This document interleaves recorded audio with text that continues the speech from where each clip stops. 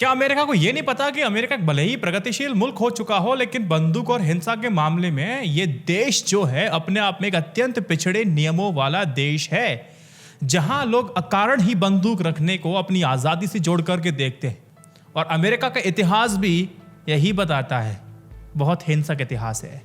देखो, भारत में ना लोग बोल बोल करके सामने वाले को जीते जी मार देते हैं, और वहीं अमेरिका में जहां अकेले बंदूकधारी ने 19 बच्चों को मार दिया। ये कुछ अमेरिका के लिए नया नहीं है, वहां तो ऐसी घटनाएं अमूमन होती रहती हैं। जैसे हमारे यहाँ ना बोलने के अधिकार को आज़ादी माना जाता है, वैसे वहां पर और वैसे ही अमेरिका में हथियार रखना नैसर्गिक अधिकार है। सरकार कोई कानून नहीं लाती है। जब तक सरकार कानून नहीं लाएगी तब तक इस समस्या का हल नहीं होगा। ये बात अमेरिकन को समझ में नहीं आएगी।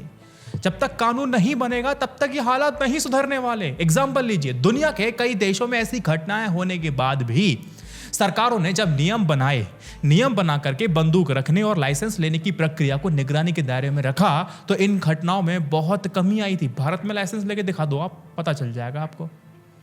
स्कॉटलैंड में 1996 में ऐसी घटना हुई थी जिसमें 15 बच्चे और एक शिक्षक की मौत हो गई थी।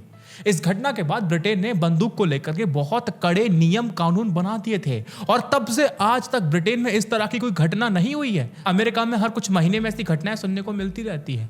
और इसी तरह दूसरा है देश, कौन सा? Norway, Australia, New Zealand. यहां पर भी स्कूलों में गोलीबारी की घटनाओं के बाद बंदूक से जुड़े कानून को कड़ा कर दिया गया था, और गोलीबारी की घटनाओं पर रोक लगाना फिर संभव हो पाया था। लेकिन अमेरिका में तो सैकड़ों ऐसी घटनाएं हो चुकी हैं। छोटे छोटे बच्चे मारे जाते हैं। उस मारने के बावजूद भी बंदूकों को लेकर के जो नियम है बेहद ढीले हैं। इन पिछले सालों में भी कोई कानून में बदलाव भी नहीं किया गया है। आमतौर पर कोई भी अमेरिका का नागरिक बंदूकों की दुकान पर जाकर के किसी भी तरह के हथियार खरीद सकता है बहुत आसानी से। इन हथियारों में असॉल्ट राइफल तक शामिल होते हैं, जिनके लिए लाइसेंस लेने की आपको आवश्यकता नहीं पड़ती है। अरे भैया, जो डाटा है ना वो हमें ये बताता है कि लगभग 33 करोड़ की अमेरिकी जनसंख्या की तुलना में अमेरिकी लोगों के पास हथियार की संख्या तकरीबन 40 करोड़ से अधिक है। सोचिए, यानी कि हर अमेरिका के पास औसतन एक से ज्यादा हथियार है। इस डेटा के मुताबिक जो एक्सपर्ट्स हैं, जो जानकार हैं, वो ये कहते हैं कि देखो, जितने भी यंग जो बच्चे होते हैं ना, किशोरावस्था के जो लड़के होते हैं, आमतौर पर लोगों के पास हथियार होना स्कूलों या फिर मॉल में होने वाली गोलीबारी का एक बहुत बड़ा कारण है। जो बाइडेन ने बोला तो कि नियम कानून को बदलना चाहिए, लेकिन जो बाइडेन चाह करके भी इस नियम कानून को नहीं बदल सकते, क्योंकि इस मामले में उनको पता है कि सीनेट उनका साथ नहीं देगा।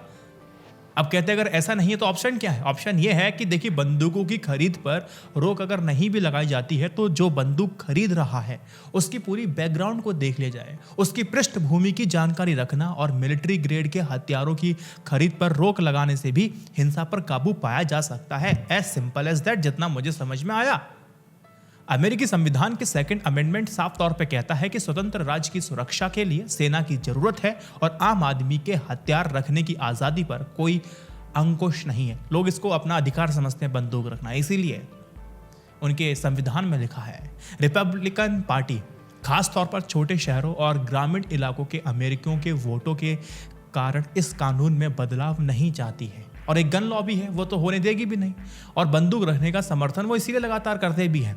इनमें डेमोक्रेट्स भी आपको पीछे नहीं दिखते हैं। उसका भी यही कारण है कि बाइडेन चाहे जितना भी क्यों ना चाह लें, सीनेट में उन्हें शायद ही पूर्ण रूप से समर्थन मिलेगा। समर्थन उनको भी नहीं मिलने वाला है।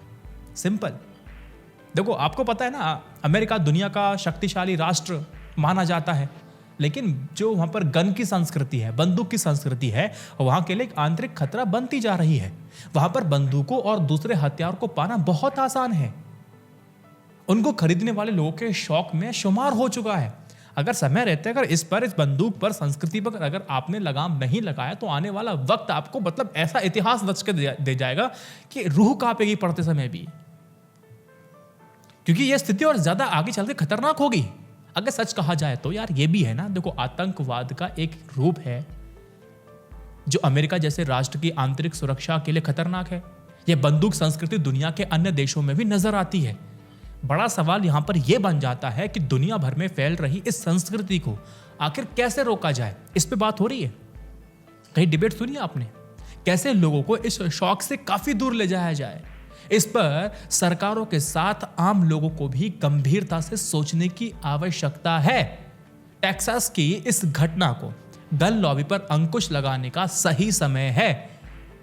तो यहां पर सबको अपने अपने फायदे से बढ़कर के देखना होगा कि आने वाली जनरेशन को हम कुछ ऐसा देख करके जाएं लगे कि हाँ वाकई कुछ सरकारों ने, पिछली सरकारों ने कुछ फ्रूटफुल करके हमें दिया है। इस घटना को आप लोग कैसे देखते हैं? भारत के अंदर मैंने बोला ना कि भारत के अंदर लाइसेंस आप नहीं ले सकते। इसका मतलब यह नहीं कि भारत के अंदर सब जो बंदूकें हैं वो लाइसेंस के थ्रू में आपको मिलती है। भाई साहब, जितनी लाइसेंस मिली हुई है ना, कि भारत में जितनी लाइसेंस्ड बंदूकें हैं उससे कई गुना ज़्यादा आपको पता है मार्केट में, लोकल मार्केट में अगर आप देखेंगे उससे कई गुना ज़्यादा हमारे भारत के अंदर इलीगल तरीके से वेपन मौजूद हैं।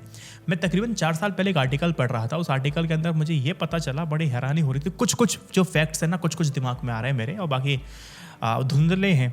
तो उसमें यह था कि काफ़ी प्रोसेस के बाद आपको बंदूक का लाइसेंस मिलता है। अब उस लाइसेंस तक पहुंचने के लिए आपको कुछ नहीं करना। आपके पास अगर अच्छा खासा पैसा है तो आपको बंदूक का लाइसेंस मिल जाएगा। बंदूक को रखने का मतलब यहाँ पर बहुत सारे लोगों के लिए ये भी है ना कि आत्म सुरक्षा की बात है, लेकिन सामने वाले की आप जिंदगी भी ले लेते हैं। और कई लोगों के लिए एक रुतबे की बात होती है। गुस्सा में तो कुछ भी हो सकता है। बहुत सारी घटनाएं हमने देखी हैं कि शादी बारात में राइफल चला रहे, लाइसेंस्ड है सब कुछ, बंदूक है, लाइसेंस्ड है, लेकिन चला रहे हैं और पता चला कि 2 लोग घायल हो गए, 2 लोग मारे गए बारात के अंदर, है ना। कुछ रुतबे को लेकर के बंदूकें चलती हैं। यहाँ पर मैं पढ़ रहा था कुछ हज़ारों में आपको लोकल मार्केट में अवैध बंदूकें मिल जाती हैं। मैं रिकॉल नहीं कर पा रहा 4 साल पहले की उस घटना को, लेकिन फिर भी मैं कहूँगा कि उतना आसान तो भारत के अंदर नहीं है कि दुकान पे जाओ और बंदूक लेकर के आ जाओ अमेरिका की तरह। इस गणतंत्र को रोकने की आवश्यकता है, ऐसा मुझे लगता है। बाकी आप लोगों की क्या सोच है, कमेंट सेक्शन में वीडियो को शेयर करके मुझे बताइएगा। जय Hind, Vande Mataram, stay updated, stay educated, सत्यमेव जयते। नमस्कार।